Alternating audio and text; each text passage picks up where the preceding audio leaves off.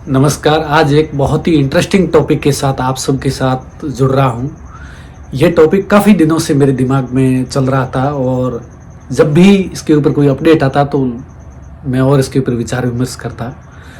वो है प्रधानमंत्री नरेंद्र मोदी को विदेशों की ओर से मिलने वाले सर्वोच्च नागरिक सम्मान।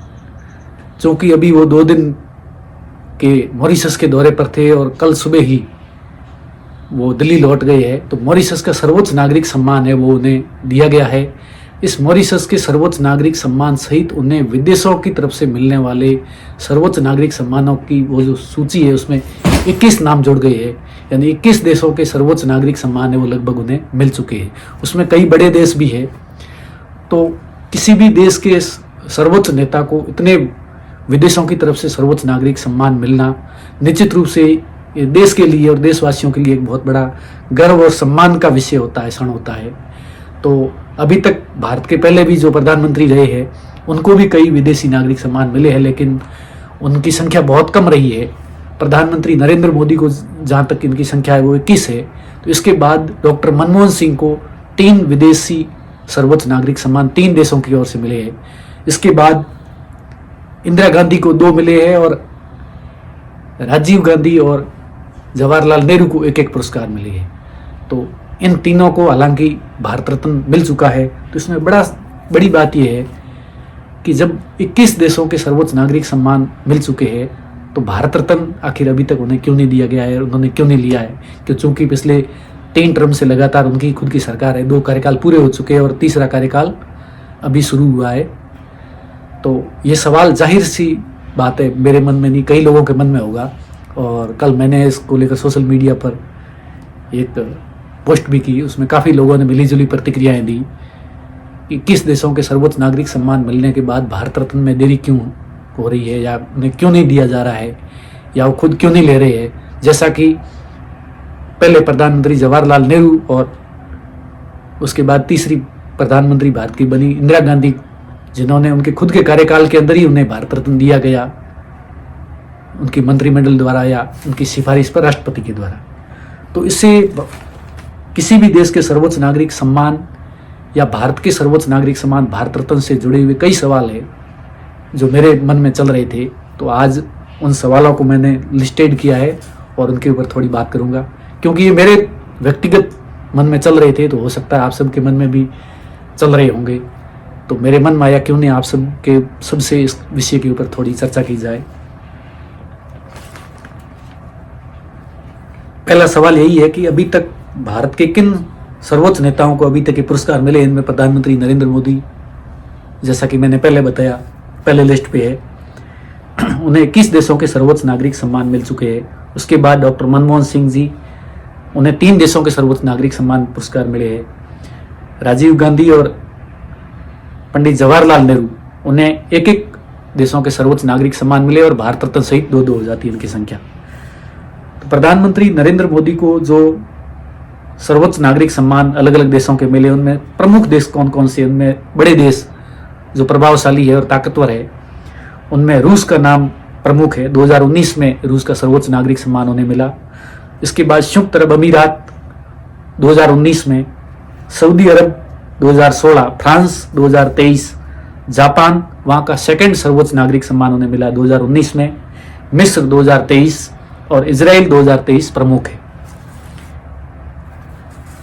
जहाँ तक भारत के सर्वोच्च नागरिक सम्मान की बात की जाए तो भारत रत्न आज़ादी के बाद ये भारत के एकता, अखंडता, सर्वोच्चता और इसका सम्मान बढ़ाने वाले जो पुरस्कार मिलता है वो सर्वोच्च नागरिक सम्मान है। और सबसे पहले ये 1954 में एस राधाकृष्णन, जो कि भारत के राष्ट्रपति और उपराष्ट्रपति के पदों पर सुशोभित हो चुके हैं, उन्हें दिया गया 1954 में। और सबसे लास्ट में अभी हाल ही में 2024 में पूर्व प्रधानमंत्री चरण सिंह जी, लाल कृष्ण आडवाणी, पीवी नरसिम्हा राव, कर्पूरी ठाकुर और MS स्वामीनाथन, इन लोगों को अभी हाल ही में दिया गया है। तीसरा सवाल यह है कि भारत रत्न अब तक किन विदेशी नागरिकों को दिया जा चुका है। चूंकि भारत का सर्वोच्च नागरिक सम्मान है तो भारत के लोगों को मिलता है, लेकिन कई बार भारत के साथ मैत्री संबंधों को बढ़ावा देने वाले या विश्व बंधुत्व के लिए काम करने वाले, बेहतरीन काम करने वाली विभूतियों को भी किसी देश का सर्वोच्च नागरिक सम्मान विदेशी नागरिक को दिया जा सकता है, जैसा कि प्रधानमंत्री नरेंद्र मोदी को 21 देशों ने अपना सर्वोच्च नागरिक सम्मान दिया। इसी तरह सबसे पहले खान अब्दुल गफ्फार खान, जिन्हें सीमांत गांधी कहा जाता है, भारत की आज़ादी के लिए लड़ाई लड़ने वाले और महात्मा गांधी के सबसे वफादार और प्रिय साथी, उनको 1987 में 1987 में भारत रत्न से सम्मानित किया गया। इसके बाद नेल्सन मंडेला, दक्षिण अफ्रीका के पूर्व राष्ट्रपति, जिन्होंने रंग भेद की नीति के खिलाफ एक लंबा आंदोलन लड़ा और उनको अफ्रीका का गांधी भी कहा जाता है, उन्हें 1990 में भारत रत्न से सम्मानित किया गया। मदर टेरेसा 1980 में भारत रत्न से सम्मानित हुई। अब्दुल गमाल नासिर, मिस्र के रहने वाले, 1975 में इन्हें भारत रत्न से सम्मानित किया गया।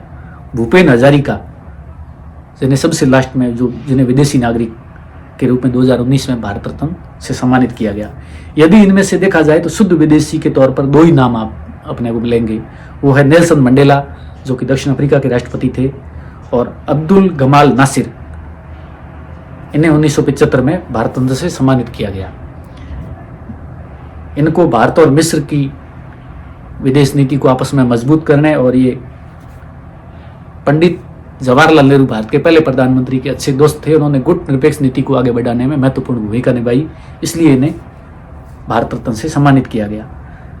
खान अब्दुल गफ्फार खान, चूंकि आज़ादी से पहले आज़ादी की लड़ाई में भारत एक संयुक्त अखंड भारत के हिस्सा थे और उन्होंने आज़ादी की लड़ाई में हिस्सा लिया था और भारत के साथ वो बहुत गहरे से दिल से जुड़े हुए थे और भारत पाकिस्तान विभाजन के घोर विरोधी थे, इसलिए इनको भारत का ही पार्ट मान सकते हैं।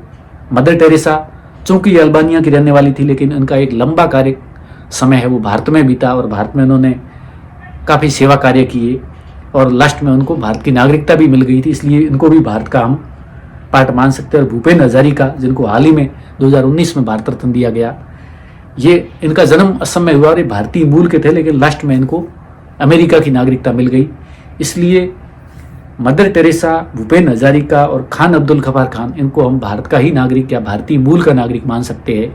इसलिए भारत रत्न अब तक केवल शुद्ध रूप से दो ही विदेशी लोगों को या नागरिकों को मिला है, वो है नेल्सन मंडेला दक्षिण अफ्रीका के और अब्दुल गमाल नासिर, गुट निरपेक्ष आंदोलन को बढ़ावा देने वाले।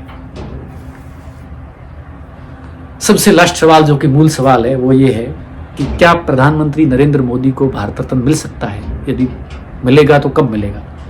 एक बात मैं मेरे आइडिया से बता सकता हूँ कि प्रधानमंत्री नरेंद्र मोदी को भारत रत्न एक न एक दिन मिलना बिल्कुल तय है, ये मान के चलिए, लेकिन कब मिलेगा और कौन देगा ये अभी भविष्य के गर्त में है। तो जहाँ तक अनुमानों के आधार पर मैं मेरे विश्लेषण के आधार पर बता सकूं तो 2014 से लेकर 2024 तक 3 कार्यकाल में लगातार उनकी सरकार आ चुकी है और वो जीत चुके हैं। अभी जो उनका कार्यकाल है 2029 में पूरा होगा और जब 29 में यदि उनकी सरकार आती है तो हो सकता है उनके कार्यकाल के अंत में उनकी सरकार या उनका मंत्रिमंडल है वो उनको भारत रत्न की सिफारिश से वो राष्ट्रपति को भेज सकता है और हो सकता है उनको दिया जाए। यदि उनको इस कार्यकाल में उनके खुद के कार्यकाल में नहीं मिलता है या वो इस 2024-29 वाले कार्यकाल में भी यदि उनके नाम की सिफारिश नहीं होती है तो हो सकता है कोई अगली भाजपा सरकार आए तो उनके नाम का रिकमेंडेशन हो सकता है। एक सवाल ये भी आता है इसमें कि यदि इसी तरह जो भारत के प्रधानमंत्री रहे, पहले प्रधानमंत्री पंडित जवाहरलाल नेहरू और भारत की तीसरी प्रधानमंत्री बनी इंदिरा गांधी, उन्होंने अपने ही कार्यकाल में उनके ही मंत्रिमंडल ने उनके नाम की भारत रत्न के लिए सिफारिश की है, तो प्रधानमंत्री मोदी की जो सरकार है या उनकी मंत्रिमंडल है वो उनके नाम की भारत रत्न के लिए सिफारिश क्यों नहीं कर सकती? जहां तक इस सवाल का उत्तर है तो प्रधानमंत्री मोदी और उनकी सरकार या भारतीय जनता पार्टी कभी नहीं चाहेगी कि उनका नाम किसी तरीके के विवाद में आए, क्योंकि खुद मोदी सरकार और भारतीय जनता पार्टी है वो पहले प्रधानमंत्री पंडित जवाहरलाल नेहरू और इंदिरा गांधी पर लगातार इस बात को लेकर हमलावर रहे हैं कि उन्होंने खुद ने ही खुद के नाम का रिकमेंडेशन करते हुए भारत रत्न ले लिया। तो वे नहीं चाहेंगे कि ऐसा ही सेम पलटवार करने का मौका विपक्षी पार्टी को भारतीय जनता पार्टी की ओर से या प्रधानमंत्री नरेंद्र मोदी की ओर से दिया जाए। तो यही कारण है। तो ये मेरे कुछ सवाल थे जो काफ़ी दिनों से मेरे मन में चल रहे थे और मैं इसके ऊपर लगातार जब भी कोई अपडेट होता है इसके ऊपर मेरे मन में विचार चल रही थी, तो आज आपके समक्ष इन सवालों के जवाब और विश्लेषण जो मेरी तरफ से जो मेरे मन में था मैंने आपके समक्ष रखने का प्रयास किया है। धन्यवाद।